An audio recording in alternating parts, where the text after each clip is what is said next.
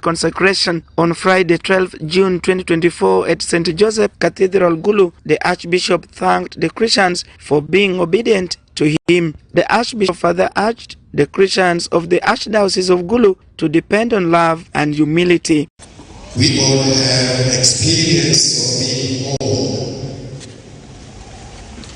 home. Home is a place where there is a loving presence of love, not any other sort of confusion, presence of love. Meanwhile, Honorable Emmanuel Orashun, chairperson LC5 Noah District, welcomed the Archbishop and appealed to him to intercede for peace and unity in Ashole sub-region. According to Honorable Orashun, the coming of the new Archbishop will unite everyone regardless of tribal and political affiliations.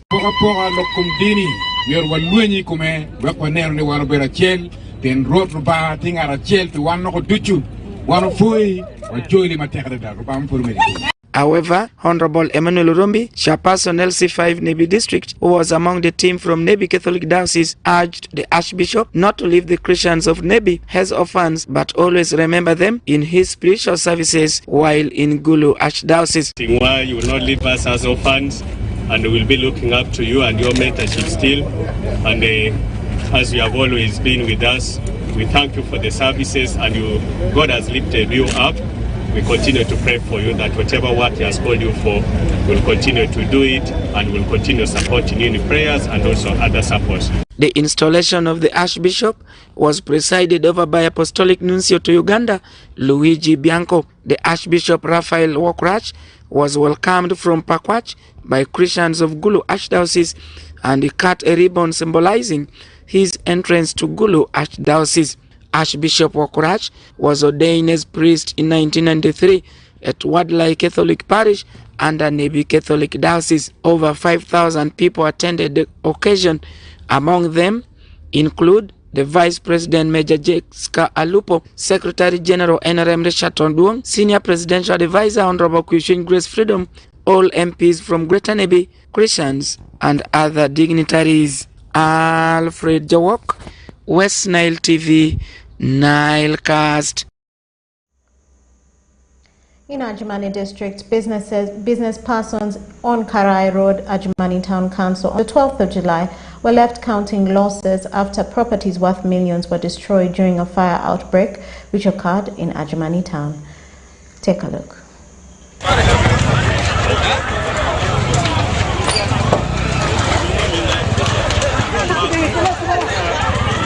Business operators in Karai Road, Ajamani Town Council, accounting losses after properties worth millions of shillings were destroyed by fire during an outbreak which occurred on Friday, 12th July 2024 in Ajamani Town Council. According to Wani Samuel, a business operator in Karai Road, Ajamani Town Council, the fire broke out when his neighbor was cooking from her shop and later reached to his shop, burning cash worth over 20 million shillings, items including mattresses, among others. The fire started from my neighbor, the van said it's not mine. I can't help everything at point. I've lost something of like 25 million. 25 million, that is apart from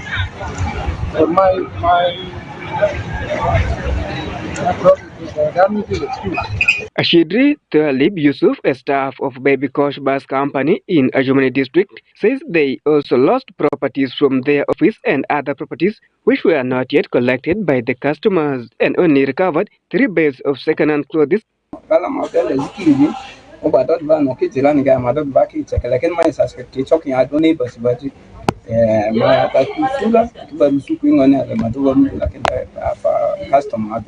Obaligo Salim Sebi, the L1 chairperson, Central 1 Cell, Ajamani Town Council, regretted the incident, saying it is such a big loss to the business fraternity and also calls on people to always be vigilant.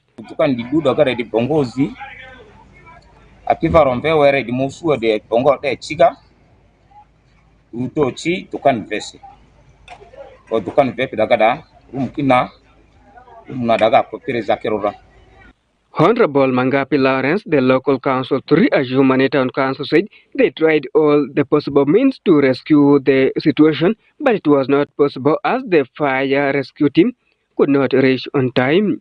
But we were able to also do some small intervention through calling the water poser Strabag.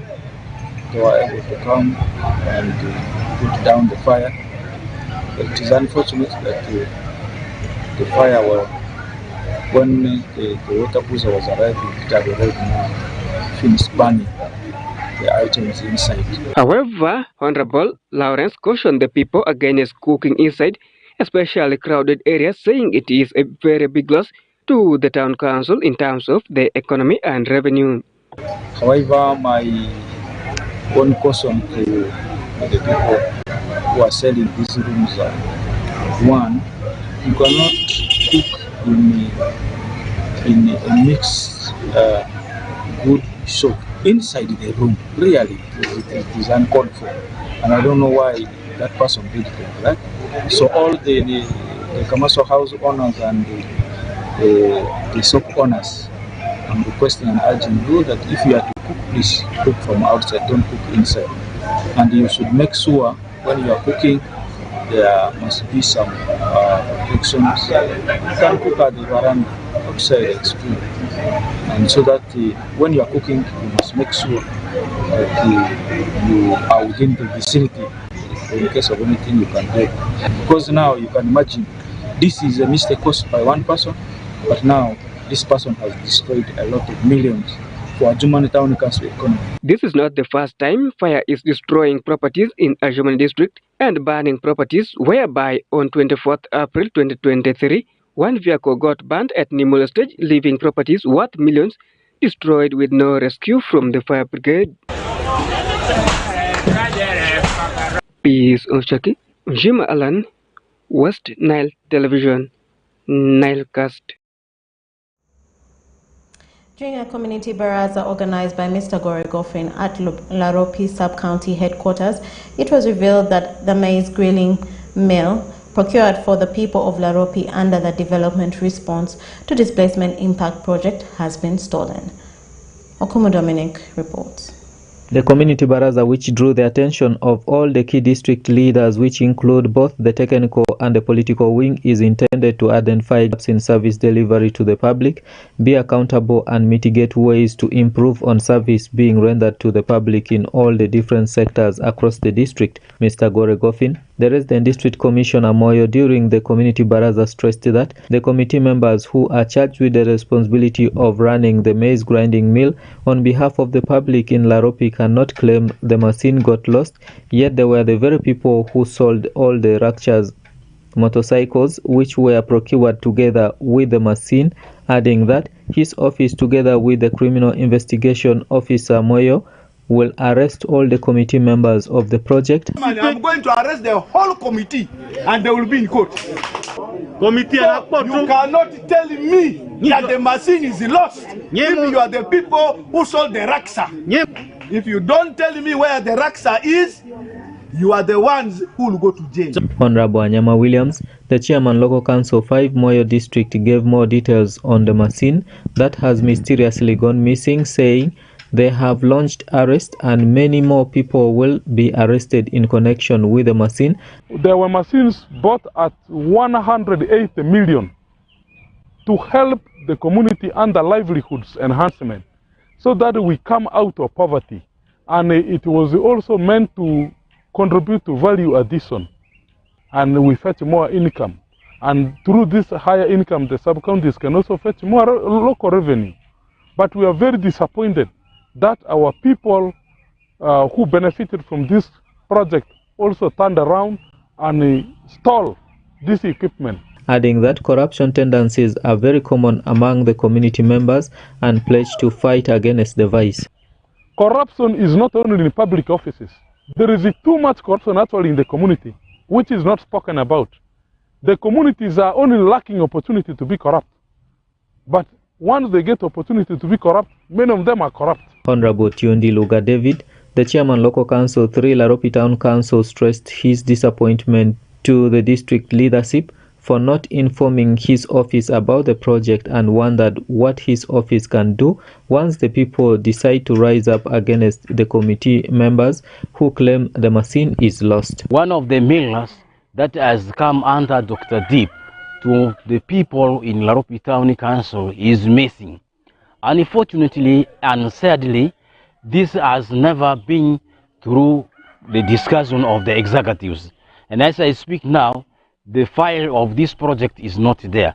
Mrs. Minzira Esther, the market committee chairperson Laropi Main Market, however, blamed the leadership of Laropi Town Council for failing to train the market management committee members on the management of the market and wondered whether the teachers in Laropi are being honest with their age, yet they continue to teach the learners and yet people still keep complaining of bad performance in schools. After the Baraza, the resident district commissioner directed the police to arrest one of the committee members of the maize grinding mill who refused to adhere to the police directive to report for questioning, and 2 other members of the public who are accused of stealing Laropi ferry battery and a car battery belonging to Strabag, the company tamaking the Atiak Omi Road, and are still being detained at Moyo Central Police Station, with a hand for the rest of the committee members still being on.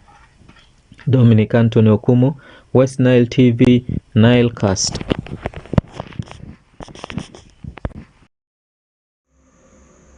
Teachers of private primary schools in Arua City on Wednesday, the 10th of July 2024, convened to conduct the association's first elections since the creation of the association in 2022.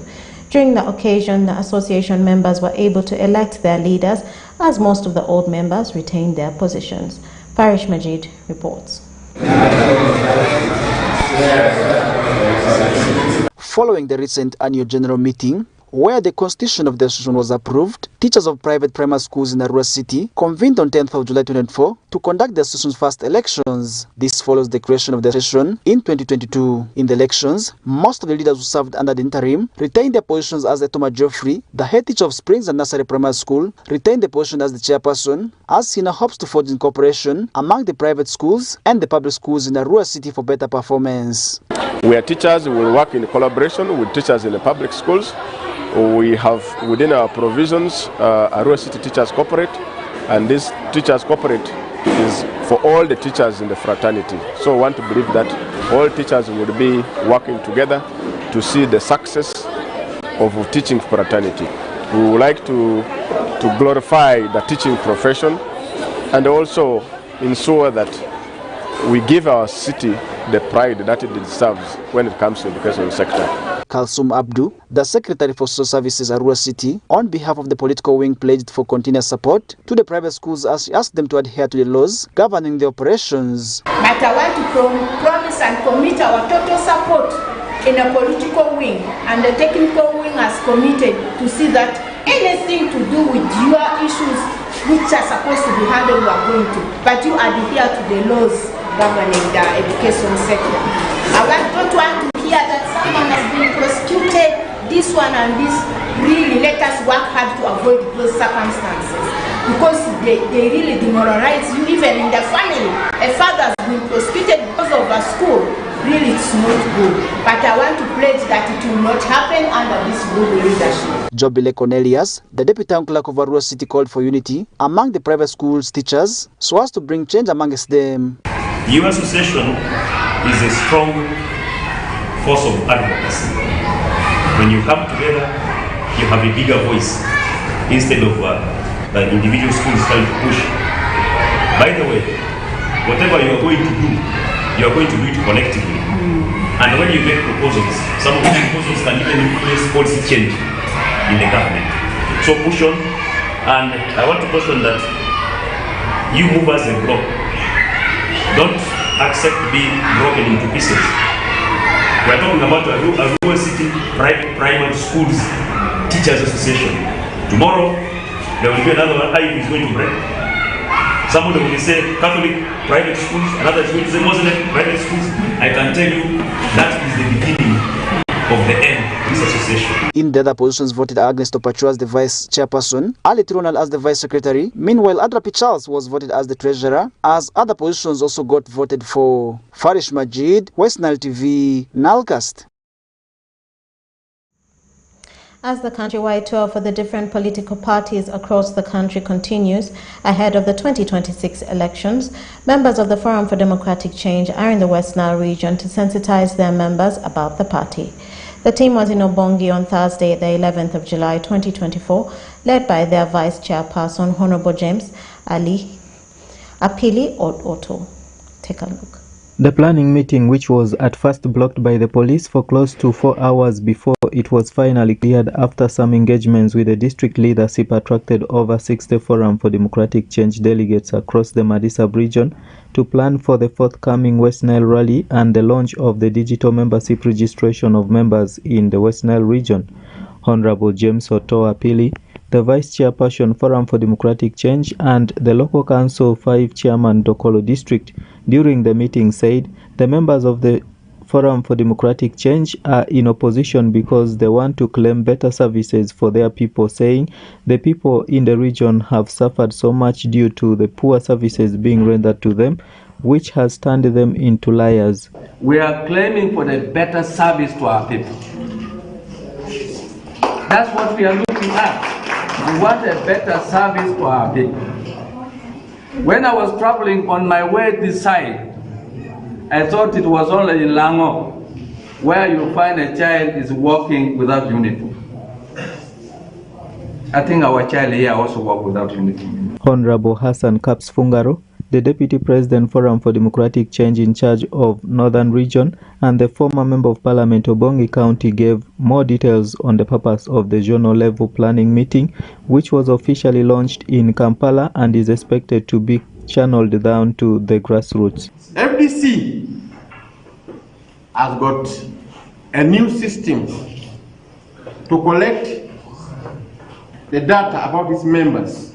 Now, this program was launched in Kampala at the national level, and it needs to be taken down to the people to be launched through regional gatherings, regional public rallies.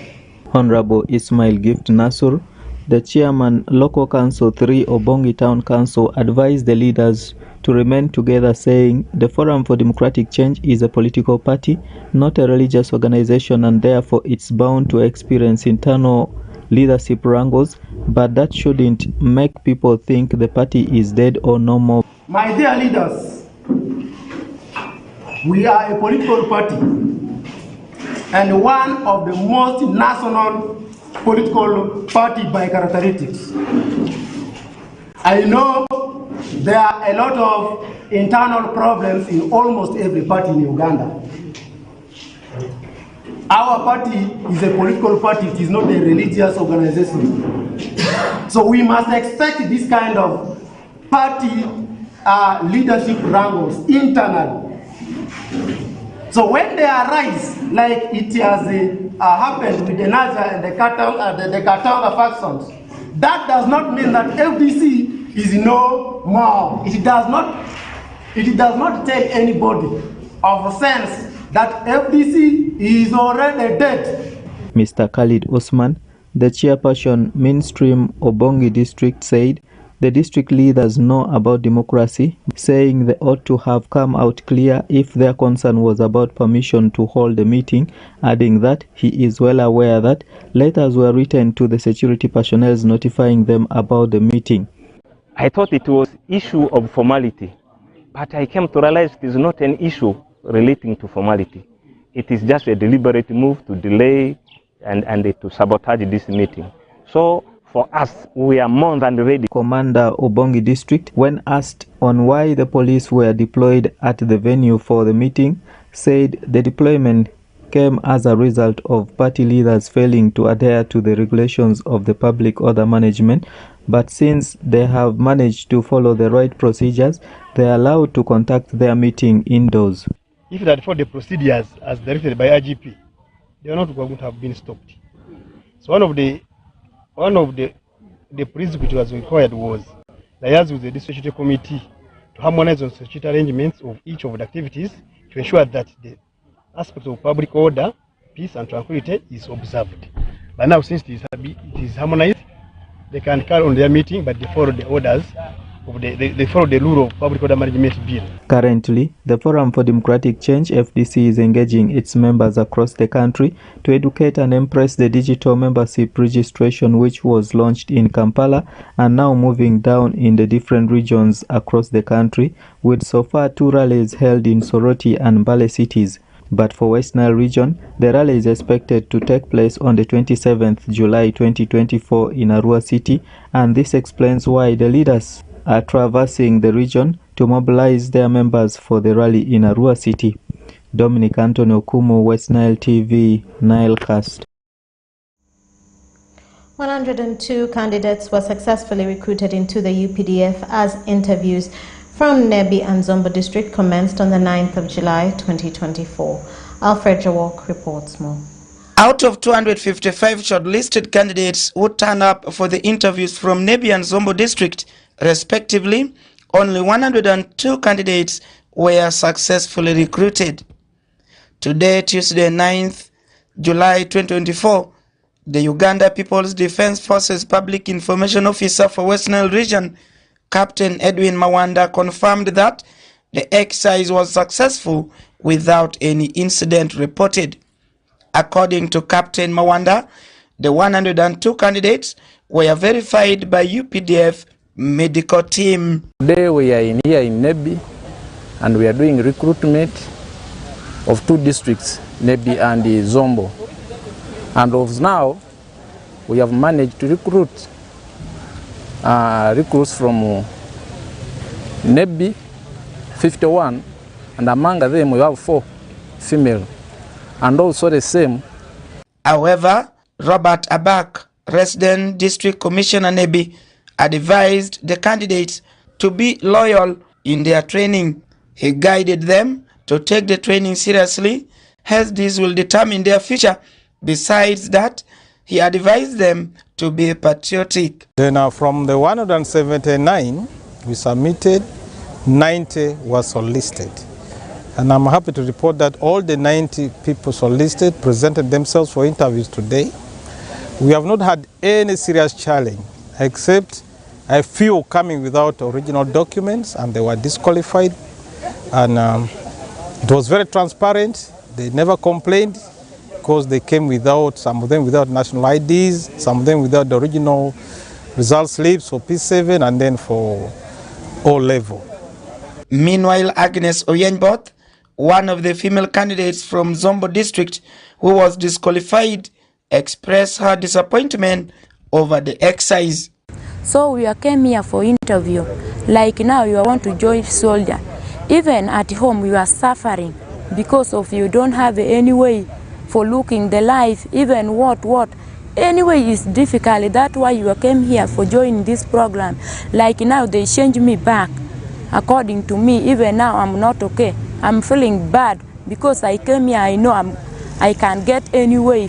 In the meantime, Grace Atim, resident district commissioner Zombo, expressed gratitude over high turn-up of female candidates in the exercise. Atim appealed to parents to value girl-child education so that they can join the forces. When we sent the list to Bombo, 76 names came back.